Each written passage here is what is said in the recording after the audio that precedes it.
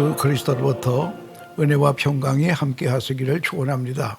오늘은 빌립보서 2장 12절로 18절 말씀을 봉독하겠습니다. 그러므로 나의 사랑하는 자들아, 너희가 나 있을 때뿐 아니라 더욱 나 지금 없을 때에도 항상 복종하여 두렵고 떨림으로 너희의 구원을 이루라. 너희 안에 행하시는 이는 하나님이시니 자기의 기쁘신 뜻을 위하여 너희에게 소원을 두고 행하시나니 모든 일을 원망과 시비가 없이 하라.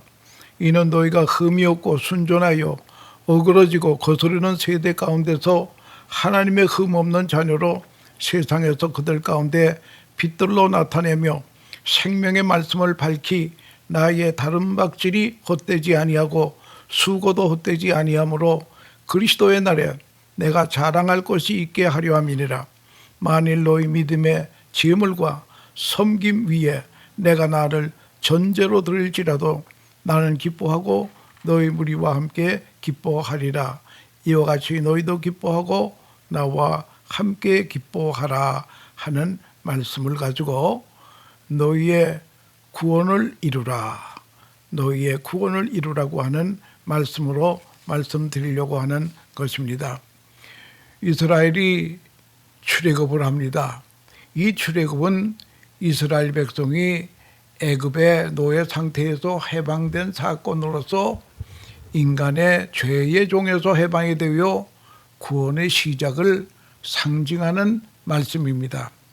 홍해를 건넜다고 하는 것은 세례를 예표하는 것이고, 유월절 어린 양의 피는 그리스도의 보혈을 의미합니다. 예수 그리스도를 믿음으로 우리가 죄에서 해방이 되고 하나님의 백성으로 새 생명을 얻는 칭의, 의롭다함을 여기는 것입니다. justification의 단계에 우리가 들어갑니다. 우리를 흑암의 권세에서 건져내사 그의 사랑하는 아들의 나라로 옮기셨다고 골로새서 1장 13절은 말씀하고 있습니다. 그러므로 구원의 출발이 무엇인가 하면은 출애굽이라고 하는 것입니다.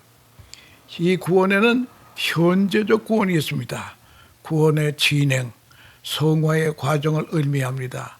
광야를 통과하는 이스라엘의 요정은 구원받은 백성이 하나님의 뜻 안에서 훈련되고 변화되는 과정을 의미하는 것입니다. 그래서 우리가 이제 예수를 믿고는 그 다음엔 하나님의 자녀답게 살기 위해서 성령님의 인도에 따라 성화의 과정, sanctification의 단계에 올라가게 된다라고 하는 것입니다. 이제 최종 구원으로서는 영화의 단계인데, 이스라엘 백성이 마침내 요단강을 건너 가나안 땅에 들어가서 영원한 안식을 얻는 그와 같은 것입니다. 우리는 이것을 가지고 글로리피케이션이라고 하면 영화의 단계, 그러니까 예수님을 구주로 믿음으로 말미암아 첫째는 칭의, 의롭다함을 얻습니다. justification.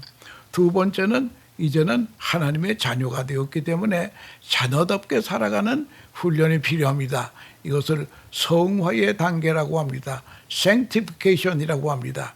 그 다음에 이제 광야를 끝내고 요단강을 건너 가나안 땅에 들어가는 상태를 glorification, 영화의 단계라고 하는 그런 것을 알고, 출애굽은 우리 신앙생활의 광야의 여정을 우리에게 가르쳐 준다라고 하는 것입니다.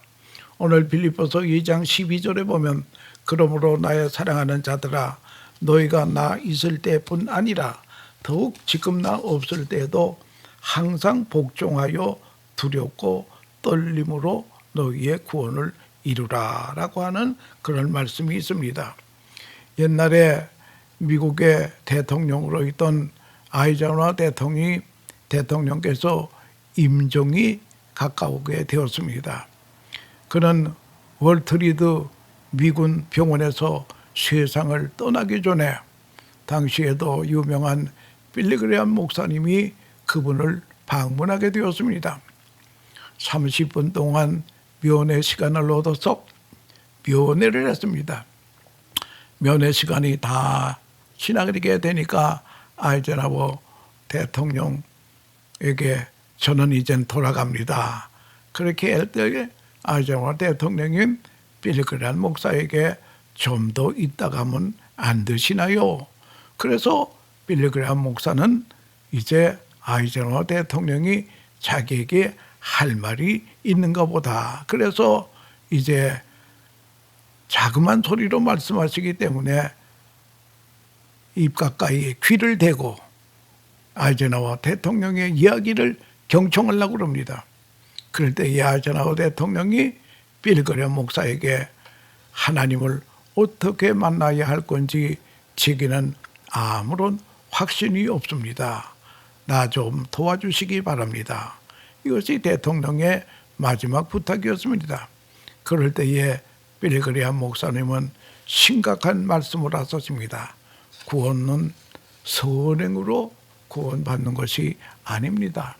오직 십자가의 은혜로 구원받는 것입니다. 십자가의 은혜를 믿고 하나님의 자녀가 될 때에 하나님을 담대히 만날 수 있습니다. 그럴 때에 아이젠하워 대통령은 빌리그레함 목사님의 손을 붙잡고 빌리 감사하오. 나는 이제 준비가 되어서 우리 하늘나라에서 see you again 하고 이별하고 세상을 떠났다는 이야기가 있습니다. 여러분이 사람은 누구나 막론하고 인생 마지막에 구원보다 더 중요한 거 없다고 하는 것입니다. 구원의 문제는 최종의 문제올시다. 이 세상을 떠나 하나님 앞에 가는 것이 구원의 초점입니다. 그것이 우리 인생의 파이널, 최종 종점이라고 하는 것을 알아야 될 것입니다. 근데 구원이라고 하는 것이 과거로부터 구원이 있습니다. 우리를 계속 괴롭히는 것입니다. 있습니다. 지난날의 모든 잘못된 것을 후회스러운 것, 그것이 계속 우리의 마음을 짓누르고 있습니다. 과거로부터 구원을 받아야 됩니다. 지난날에 잘못했고 이렇게 후회스러운 일들이 많이 있습니다. 예를 들어서 이스라엘 백성이 애굽에서 나왔습니다. 하나님의 능력으로 출애굽을 했습니다. 그러나 문제는 가나안 땅에 들어가는 것이 아니겠습니까? 가나안 땅에 들어가는 것이 마지막 종착문이었습니다. 종착점이었습니다. 문제는 광야 생활에서 어떤 모습으로 사느냐가 이것이 중요하다고 하는 것입니다. 오늘 성경 말씀은 우리에게 가르쳐 줍니다. 너희의 구원을 이루라. 이 너희의 구원을 이루라. 이 대단히 중요한 말씀입니다. 남의 구원이 아니라 너희의 구원을 이루라. 여기 헬라 원문에는 헤아우톤이라고 하는 것입니다. 너희 자신을 강조하고 있습니다. 남보다 내 자신의 구원이 중요하다는 거예요. 오늘 현재 나의 자신의 구원, 그것을 이루라고 하는 것입니다. 아주 중요한 교훈입니다. 최종 목적이 구원입니다. 그 구원을 바라보고 오늘을 사는 우리에게 현재적인 구원이 있습니다. 그래서 성경은 친절하게도 자세히 구원을 이루기 위해서 첫째는 이 구원이라고 하는 것은 하나님께서 우리를 향한 소원을 잇대는 거예요. 하나님의 뜻이 무엇입니까? 하나님의 소원이 무엇입니까? 여러분, 효자가 누구입니까? 효자는 부모의 소원을 생각하는 것입니다. 내 소원이 아닙니다. 부모의 소원을 생각하는 것이 효자입니다.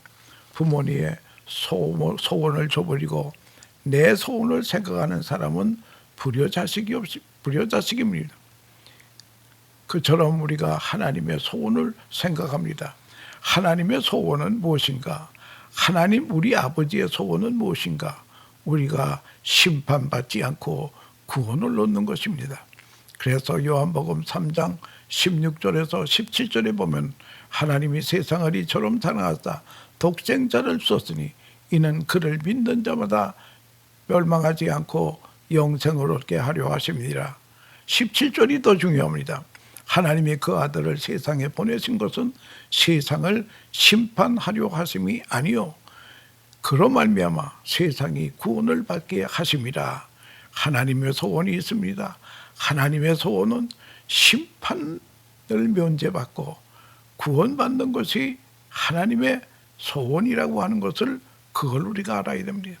여러분, 나의 구원을 생각할 때에 하나님의 소원이 있다라고 하는 것을 알고 우리는 강하고 담대해야 된다라고 해요. 내가 하나님의 자녀가 되도록 살아가도록 인도하시는 하나님의 뜻이 있습니다. 세밀한 보살핌과 인도하심이 있습니다. 여러분, 하나님의 소원을 항상 생각하고 우리가 오늘의 구원을 이루어야 된다는 것입니다. 또 하나는 성경 말씀은 친절하게 우리에게 가르칩니다. 두렵고 떨림으로 구원을 이루라 라고 하는 그런 말이 있습니다. 우리가 신앙생활에다가 구원에서 빗나가는 생활을 할까봐 하나님의 사람답지 못하게 살지 않을까 조심하라고 하는 것입니다. 그러므로 두렵고 떨림으로 너희의 구원을 이루라 라고 하는 것입니다. 어떤 분이 귀한 분으로부터 장학금을 받아가지고 공부를 합니다. 그런데 장학금을 내게 준 분에게 실명해드리지 않기 위해서 내가 게을르지 않고 열심으로 공부해서 그분의 은혜에 보답을 해야 되겠다. 이렇게 그냥 우리의 구원도 마찬가지입니다. 하나님이 이 땅에 독생자 예수를 보내서 우리의 죄값을 치르기 위해서 십자가를 지게 해주셨는데 그런 은혜를 받았으면 우리가 두렵고 떨림으로 우리가 신앙생활을 해야 된다라고 하는 것입니다. 그 다음에 두 번째는 여기 성경에 보니까 원망과 시비가 없이 하라 그랬습니다. 여러분, 큰 뜻을 위해서 원망, 시비 같은 거는 하지 않아야 된다라고 하는 것입니다. 그래서 원망과 시비가 없이 하라. 이것이 우리의 신앙생활이옵시다. 이스라엘 백성들 보세요. 출애굽하여 광야에 나왔습니다. 그리고 하나님이 약속하신 가나안 땅을 향하게 하는 엄청난 프로젝트 앞에 행진을 하고 있습니다. 그런데 이들은 조금만 어려움이 있으면 그만 원망 불평했습니다. 물이 없다고 원망합니다. 뭐 그거는 그럴 수 있어요. 물은 마셔야 되니까. 그런데 고기가 없다고 원망합니다. 또 가만히 있다 보면은 어처구니 없는 이야기가 있어요. 그것은 무엇인가니 부추가 없다는 거예요. 마늘과 부추가 없다고 원망합니다. 아니, 마늘, 부추 없다고 사람이 죽나요? 그런데 마늘과 부추가 없기 때문에 정력이 떨어졌다고 원망하는 거 불편합니다. 여러분, 가나안 땅이라고 하는 이 땅을 향해 가는 사람들이 아니 이러면 부추, 마늘, 뭐 고기 이거 가지고 정력이 떨어졌다. 이게 불평할 거리가 되는 것입니까? 안 됩니다. 그래서 오늘 성경은 말합니다. 너희의 구원을 두렵고 떨림으로 이루라 라고 하는 것입니다. 원망 시비하지 않고 구원을 이루라고 하는 것입니다. 주님의 뜻을 생각하야지요. 그 다음에 우리에게 좀 더 확실하고 귀중한 말씀을 하십니다. 항상 복종하여 라는 말이 있습니다. 세상에는 순종이 있습니다. 또 감사라는 말이 있습니다. 복종이라는 말이 있습니다. 굴종이라는 말씀이 있습니다. 그런데 감사한 마음으로 응답하면 순종입니다. 그런가 하면은 내 마음에는 안 들어요. 내 뜻과는 달라요. 그런데도 어른의 말씀이기 때문에 복종하는 거죠. 우리는 복종해야 될 때가 많이 있습니다. 그러면 내 뜻을 버리고 하나님의 뜻에 우리가 복종하면 더 신앙생활을 하려는 거예요. 여러분, 이 복종이라고 하는 것을 잘 깨닫지 못하면 그 사람은 신앙생활에 실패할 가능성이 많다는 거예요. 예수님께서 십자가 지시기 바로 전에 겟세마네 동산에서 기도하십니다. 하나님, 이 잔을 나에게 옮겨주시옵소서. 하나님, 아버지, 이 길밖에, 십자가의 길밖에 없겠습니까? 십자가를 앞에 놓고 기도합니다. 그러나 우리 주님의 기도는 아버지요, 내 뜻대로 마옵시고 아버지의 뜻대로 하옵소서. 아버지의 뜻에 복종하는 것입니다. 아버지의 뜻은 적이 있어요. 그럴 때 주님은 아버지를 따라 살았다라고 하는 그런 말씀을 우리가 알아야 된다라고 합니다. 여러분, 복종의 덕을 익히지 못하는 사람은 일생 불행하다는 거예요. 어차피 복종해야 살게 되는 것 아니겠습니까? 내 생각을 다 꺾어버리고 하나님의 뜻에 복종해야지요. 그래서 복종의 덕을 익혀야 구원을 이루는 것입니다.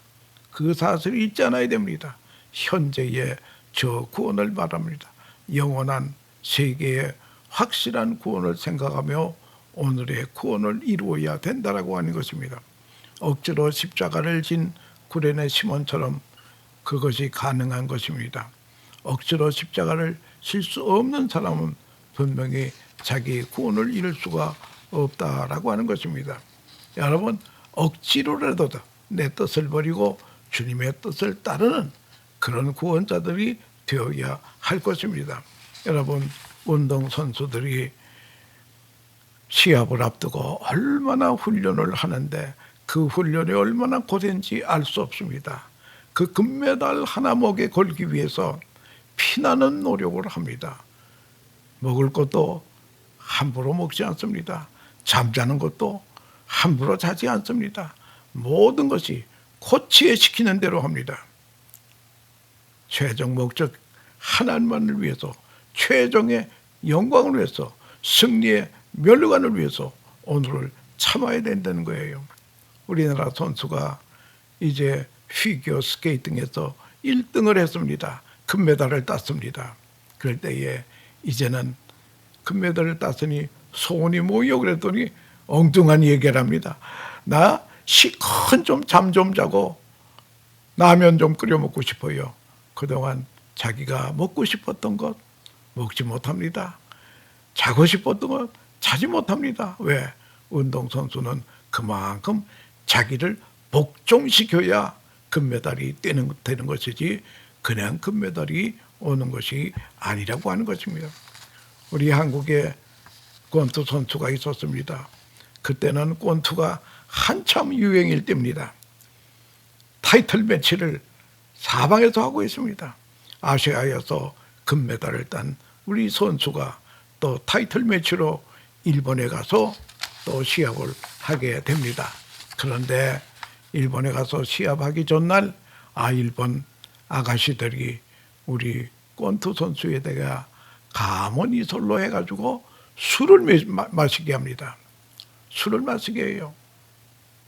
그리고 그 다음날 시합에 어이없이 패하고 말았습니다. 여러분, 이 유혹도 이겨야 됩니다.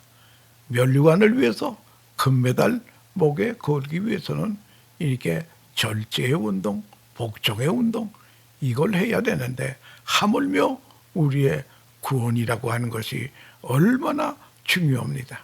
최종 구원의 목적 하나님을 위해서 승리의 면류관을 위해서 그래서 사도 바울은 나는 달려갈 길 잘 달려가고 믿음을 지켰다. 선한 싸움 잘 싸우고 달려갈 길 잘 달려가고 믿음을 지켰다. 이제는 의의 면류관이 예비되어 있다 하면서 개선 승리의 고백을 한 것을 우리가 기억하지 않습니까? 여러분, 우리는 최종 목적을 위해서 우리는 두렵고 떨림으로 더 우리는 복종함으로 하나님 아버지의 소원을 생각하면서 구원을 이루는 복된 하나님의 백성들 다 되시기를 축원합니다. 감사합니다.